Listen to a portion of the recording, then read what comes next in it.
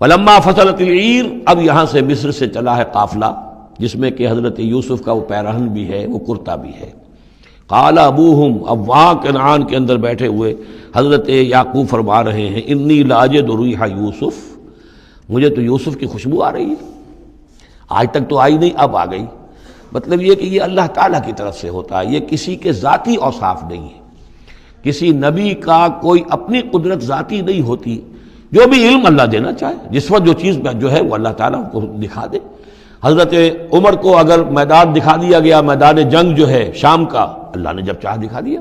لیکن اس کا یہ مطلب تو نہیں تھا کہ جب چاہتے حضرت عمر دیکھ لیتے، کہ ٹی وی آن کیا اور دیکھ لیا کہ اس وقت کیا ہو رہا ہے وہاں، یہ نہیں ہے، یہ اختیار جو ہوتا تھا ان کا، اللہ تعالیٰ جس کے لیے چاہے، جو کرامت چاہے، جو معجزہ چاہے ظاہر کر دے، لیکن جب نہیں اللہ کی مشیت تو نہیں۔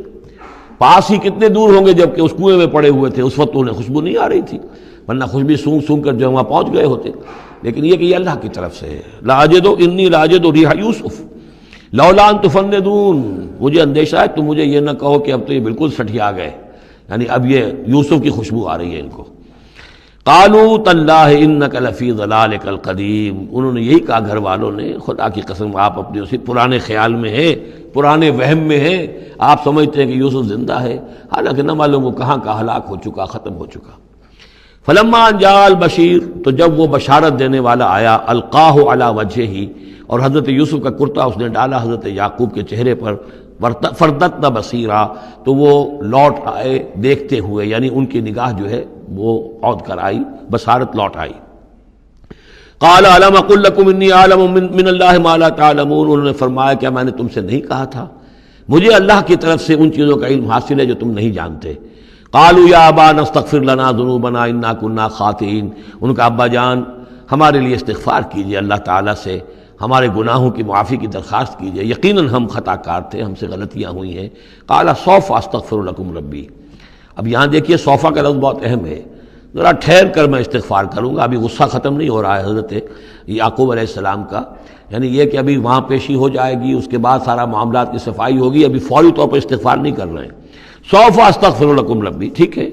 کچھ وقت کے بعد میں تمہارے لیے استغفار کروں گا، انہ هو الغفور الرحیم، یقیناً وہ غفور ہے اور رحیم ہے۔ فلما دخلوا علی یوسف، اب جب یہ سب کے سب آ گئے وہاں سے، پورا قافلہ آ گیا، تمام بنی اسرائیل، اب 12 گھرانے تھے یہ، ان کی اولادیں تھیں، ان کے بچے تھے، بیویاں تھیں، وہ سب آ گئے۔ لما دخلوا علی یوسف آوا الیہ ابویہ، تو اب انہوں نے اپنا جو بھی تخت، جو بھی جگہ اونچی ہوگی بیٹھنے کی، اپنے والدین کو، اپنی والدہ کو بھی اور حضرت یعقوب کو بھی وہاں بلا لیا۔ وقال ادخلوا مصر ان شاء اللہ آمنین، اور کہا کہ اب آپ لوگ مصر میں داخل ہوں، اللہ چاہے تو پورے امن کے ساتھ، یہاں آپ کے لیے امن ہے، سکون ہے، راحت ہے۔ ورفع ابویہ علی العرش، اور اپنے والدین کو انہوں نے اپنے تخت کے اوپر اٹھا لیا، اوپر بٹھا لیا۔ وخروا لہ سجدا، اور وہ سب کے سب ان کے سامنے سجدے میں گر گئے۔ یہ سجدہ تعظیمی کہلاتا ہے، جو کہ پہلی شریعتوں میں جائز تھا۔ شریعت محمدی علیہ صاحب الصلاۃ والسلام میں جہاں دین کی تکمیل ہو گئی ہے، تو واقعہ یہ ہے کہ پھر توحید کا معاملہ بھی جو ہے وہ آخری درجے میں تکمیل کو پہنچا دیا گیا، یہ سجدہ تعظیمی اب حرام مطلق ہے، لیکن اس سے پہلے یہ جائز تھا۔ ہمارے ہاں بعض لوگ جو ہیں وہ قبروں کو یا اور ہم اپنے پیروں کو، بزرگوں کو کہتے ہیں سجدہ کرتے ہیں یا جھکتے ہیں، تو دلیل پکڑتے ہیں ان چیزوں سے کہ یہ سجدہ دیکھو حضرت ابراہیم سے ثابت ہے، فلاں سے ثابت ہے، اور یہ جو حضرت یوسف کو سجدہ کیا گیا ہے، لیکن یہ سجدہ سمجھ لیجئے سجدہ تعظیمی جائز تھا، اس میں کوئی شک نہیں، لیکن اب یہ حرام مطلق ہے۔